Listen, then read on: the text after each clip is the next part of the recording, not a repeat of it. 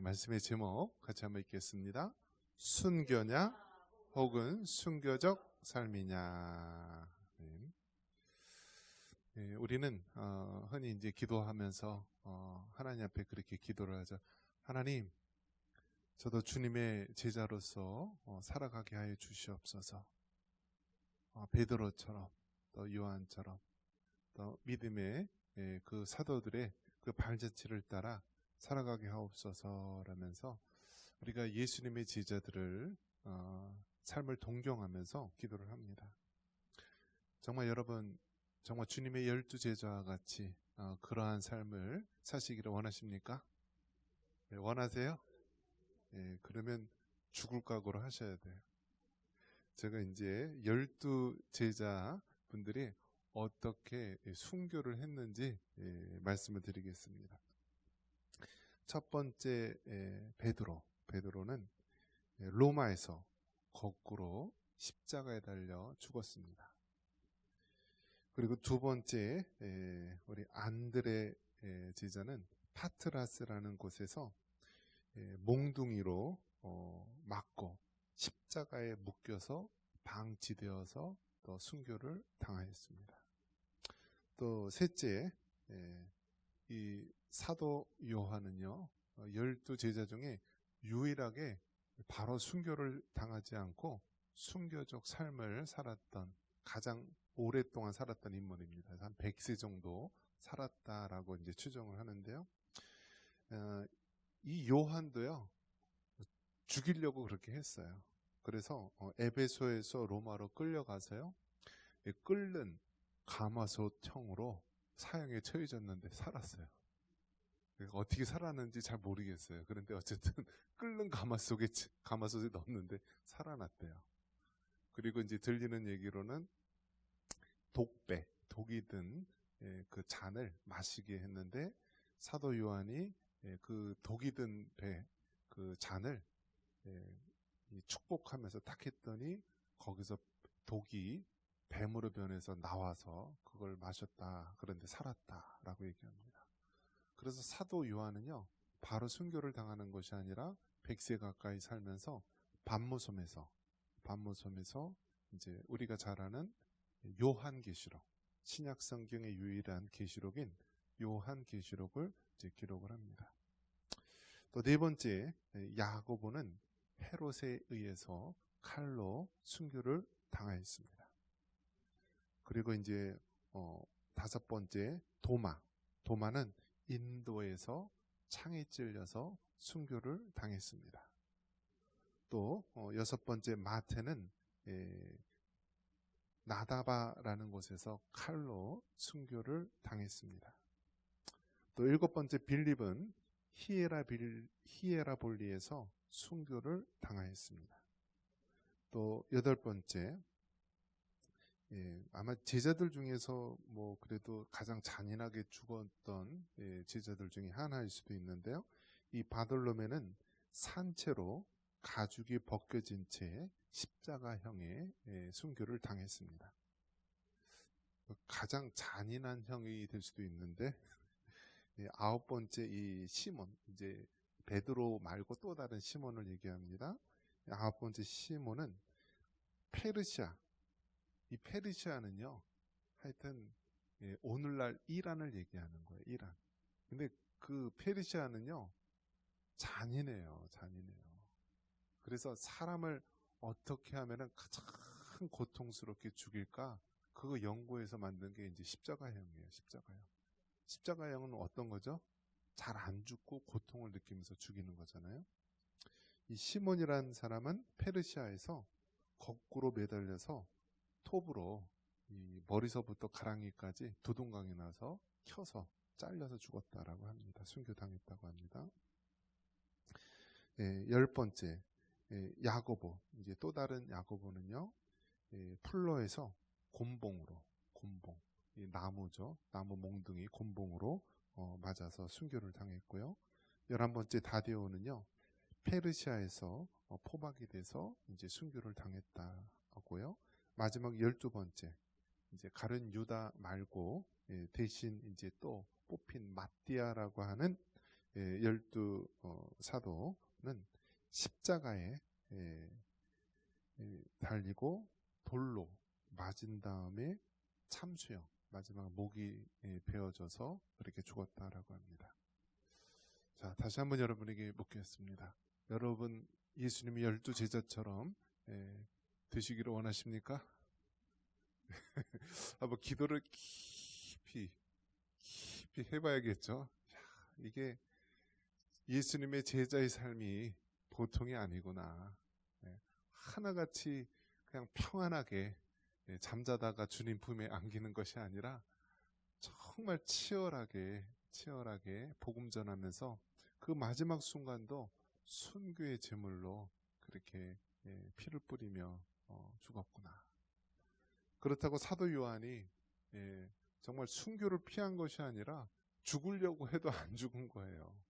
끓는 가마솥청에 들어갔는데도 살아났고, 독이 든 독배를 마셨는데도 살아났고. 왜 살아났을까요? 하나님의 사명이 있어서. 그래서 이제 반모섬이라고 하는 곳에서 12제자 중에 유일하게 100세까지 살면서 이 요한계시록, 그래서 이 사도 요한이 요한복음, 요한1서, 요한2서, 요한3서, 그리고 요한계시록을 기록을 하게 됩니다. 자, 오늘 말씀의 제목이 무엇이냐면 순교냐 혹은 순교적 삶이냐라는 물음입니다. 그래서 우리가 예수님을 믿는다라고 하는 것은요, 결국은 순교를 당하든지 아니면 순교적 삶을 사는 것이든지 둘 중에 하나다라는 거예요. 어느 것도 예외가 없어요. 어느 것도 예외가 없어요. 그 어떤 분은 이제 그런 얘기를 하더라고요. 내가 목사가 되고 목회자가 되는 거는 너무 힘드니까 하나님, 제가 뒤에서 뒷바라지 잘하는 아주 돈 많은 장로가 돼서 이 선교나 다른 거 그런 사명 감당하겠습니다. 목사가 힘들까요? 장로가 힘들까요? 똑같이 힘들어요. 똑같이 힘들어요. 그러면 이제 목사나 장로 안 되고, 저는 그냥 집사로 할게요. 저는 성도로 할게요. 그래서 편할까요?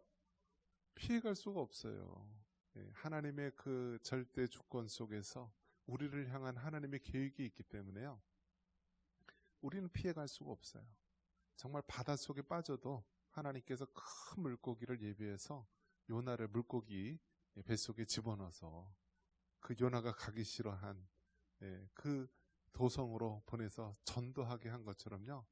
정말 우리 예수님 믿는 자의 삶은요, 죽고 싶어도 쉽게 죽을 수가 없어요. 그래서 우리는 각오를 해야 합니다. 정말 우리가 예수님을 위해서, 주님을 위해서 순교를 하든지 아니면 순교적 삶을 살든지, 그래서 늘 우리가 이러한 모습으로 살아야 됩니다. 그래서 여러분, 죽는 것에 대해서 여러분 기도를 많이 해야 합니다. 죽는 것에 대해서. 그래서 죽을 준비를 해야 한다. 이것이 바로 순교 혹은 순교적 삶을 말하는 것입니다.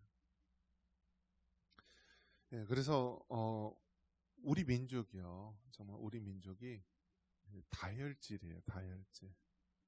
다혈질. 다혈질인 사람들은 뭔가 이제 좀 이 열정이 가득합니다. 열정.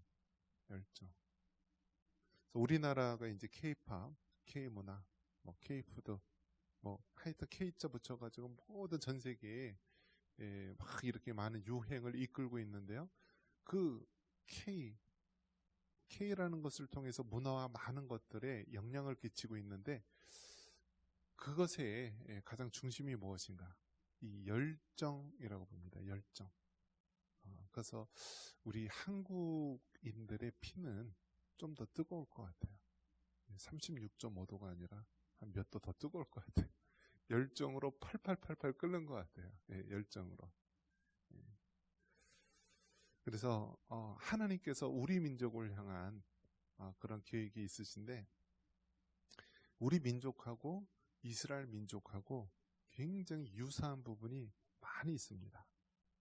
어떤 부분이 많이 있냐면 일단은 주변의 강대국에 둘러싸여 있는 조그마한 나라예요. 조그만 나라.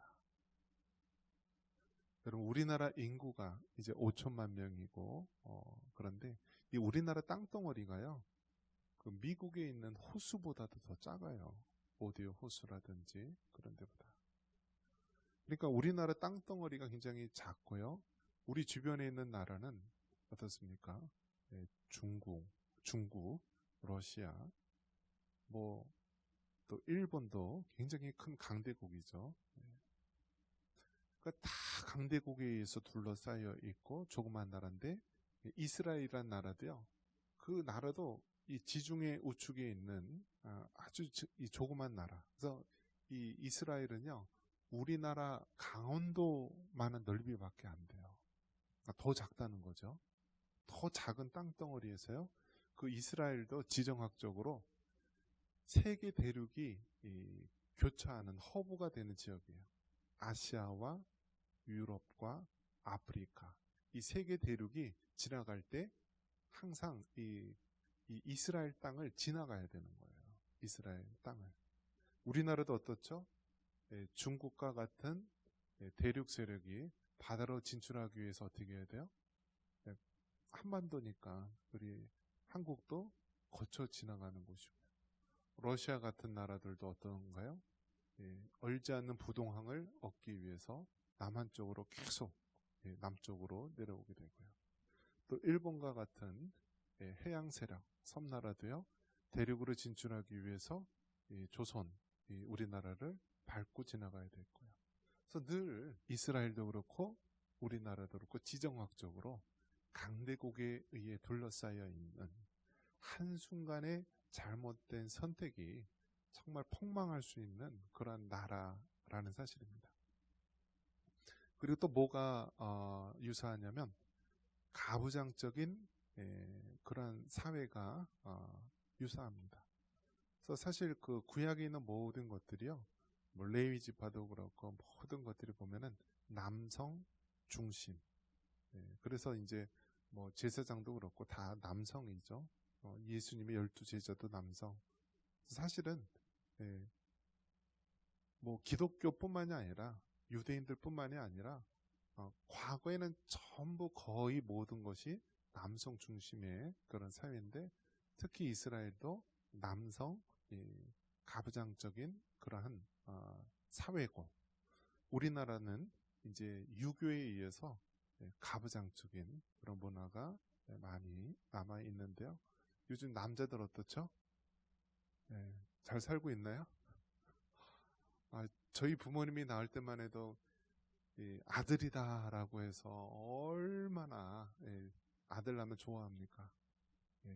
예전에 딸 낳으면 죄인이라고 막 죄인 취급을 했었잖아요. 그죠? 죄인 취급을 하고 막 그랬는데 지금은 어떤가요? 아들은 그렇게 태어났을 때 딱 한 번 좋고 그 이후로는 별로 안 좋대요. 근데 딸은 태어날 때 조금 서운할는지 모르지만 평생에 아주 그냥 너무 기쁨이 되는 존재라고 이야기를 합니다. 그래서 이제는 남성들이요 이제 역차별을 당하는 그런 시대가 된 거예요. 그래서 여러분 자살률이 제일 높은 게 누구라고요? 여자일까요, 남자일까요? 단연 남자예요. 이제 남자들이 못 살겠다라고 해가지고요 은퇴하고 병들고 힘없고 그러면 다 노후에 황혼 이혼을 당하고요. 쓸쓸히 홀로 있다가 죽게 됩니다. 그리고 남자들이 약하기 때문에요. 자살률 제일 높은 그런 연령대가 70대 남성. 그때 되면은 막 60대, 70대, 그러니까 50대에서부터 다 불안한 거예요. 자, 이 이스라엘과 한국 국민들 가부장적인 남성 중심의 사회였다라는 것이 또 유사하고요. 또 이 유사한 점, 비슷한 점이 무엇이냐면 하나님께서 구약에서는요. 구약 시대에는 이스라엘 백성들을 사용하셨다라는 거예요. 이스라엘 백성. 여러분 성경이 구약은 이스라엘 언어로 되어 있어요. 그것을 이제 히브리어라고 합니다. 히브리 민족의 언어이기 때문에 히브리어, 이스라엘어라고 하는데요. 그 히브리어를 보면은요, 과거에는 독사기도 없었죠. 뭐 전혀 책을 만들 수 있는 기술도 없었고요. 온전히 이 손으로 기록을 해야 되는 거예요. 손으로 기록을 해야 되는데 어디다 기록을 했느냐? 양피지라고 해가지고요. 양의 가죽에다가 이렇게 어떤 잉크 그런 색깔로 해서 이제 글씨를 쓴 거예요. 그러면 이 히브리어가요 보면은요 점이 많아요. 점. 그래서 어떤 거는요 한 단어에 점이 5개 막 그렇게도 찍혀요. 그러니까 점 하나 찍는 거에 따라 의미가 다른 거예요. 의미가. 그러니까 무슨 얘기예요? 그만큼 정확하게 1.1획도 점 하나도 함부로 찍을 수 없는 글씨가 바로 이 히브리어인데, 하나님께서 이 하나님의 말씀 성경을 기록하는데 누굴 사용했어요? 그 이스라엘 히브리어를 사용해서 기록을 했다는 거예요. 그래서 이 이스라엘 사람들은 아주 정확해요. 지금도 뭐 세계를 움직이는 모든 학자, 뭐 경제계라든지 뭐 변호사라든지 뭐 문화계라든지 모든 사람들 보면은 유대인들이 많은데, 그 유대인들의 특성 자체가 무엇이냐면 어릴 때서부터 하나님 말씀을 배우고 또 그들 나름대로 아주 그냥 정확하고 정밀하고 아주 세심하고 또 그런 완벽한 그런 그들의 기질이 있다라는 거예요. 하나님께서 구약에서는 이스라엘 백성, 유대인들을 사용하셨듯이요. 마지막 때, 이제 중간에는 이제 중세라든지 이럴 때는 유럽과 미국을 거쳐서요. 마지막 때는 누굴 사용하신다고요? 우리 민족을 사용하실 줄 믿습니다. 왜 그렇죠? 우리 민족이 극성맞기 때문에 그런 거예요. 이거를 다른 말로 한다면 열정이 많아서 그런 거예요. 열정이 많은 거예요. 지금 세계에 복음을 들고 갈 수 있는 나라, 종족이요 거의 없어요. 이제는 거의 많은 지역에 복음이 전파됐는데요, 지금 복음을 들고 가야 될 곳은 어떤 곳이냐면 목숨을 걸고 들어가야 되는 곳이에요. 공산주의 국가라든지 극단적 이슬람 나라라든지 막 이 정상적으로 복음을 가지고 갈 수 없는 곳, 그러한 곳만 남아있는데 거기를 누가 전할 수 있을까요? 바로 우리 한민족, 이 나라의 민족이 하나님께서 시대적 사명을 주신 줄 믿습니다. 그래서 여러분, 지금 우리가 되어지는 과정을 보면은요, 하나의 연단의 과정이라고 볼 수 있습니다. 연단의 과정. 나만이 잘하는 게 무엇이죠? 나만은 선교를 잘해요. 선교. 그래서 뭐 우리 교회도 파송 선교는 아니지만 그래도 후원 선교를 해서 이렇게 선교사님들 이렇게 돕지 않습니까? 그래서 과거에는 미국에 가장 많은 선교사를 보냈고, 그 다음에 영국이었는데 영국은 이제 많이 뒤떨어지고 우리나라가 두 번째로 선교사를 많이 보내는 그러한 나라로 하나님께서 축복을 해주셨습니다. 그래서 남한에서는요 무엇을 잘하냐면 선교를 잘한다라는 거예요. 선교. 아무리 조그만 구멍가게 같은 그러한 조그만 교회라 할지라도요, 다 선교사를 후원하고 또 선교를 지원하고 또 그렇게 단기 선교나 여러 가지를 통해서 선교적인 그러한 교회를 이루고 있습니다. 저 북한에서 뭘 잘할까요, 여러분? 북한에서 뭘 잘할까요? 북한에서는요 죽는 걸 잘해요. 왜요? 걸리면 죽으니까. 예수님 믿다가 걸리면 죽으니까. 성경 갖고 있다가 들키면 죽으니까. 예수님 복음 전하다가 들키면 죽으니까. 그러니까 정말 저 북한에서는요 목숨을 걸고 예수님을 믿는 거예요. 그래서 정말 순교의 영성, 순교로 훈련을 받은 곳이 저 북한이에요. 몇 년 동안 훈련 받았게요? 70여 년 동안 훈련 받은 거예요, 여러분. 70여 년. 지금 우리가 속한 이 합동측 교회, 이 총신대학교도 그렇고요, 또 이 광나루에 있는 장신대학교도 그렇고, 그 뿌리는 어디냐면은 평양 장로의 신학교가 뿌리예요. 평양 장로의 신학교.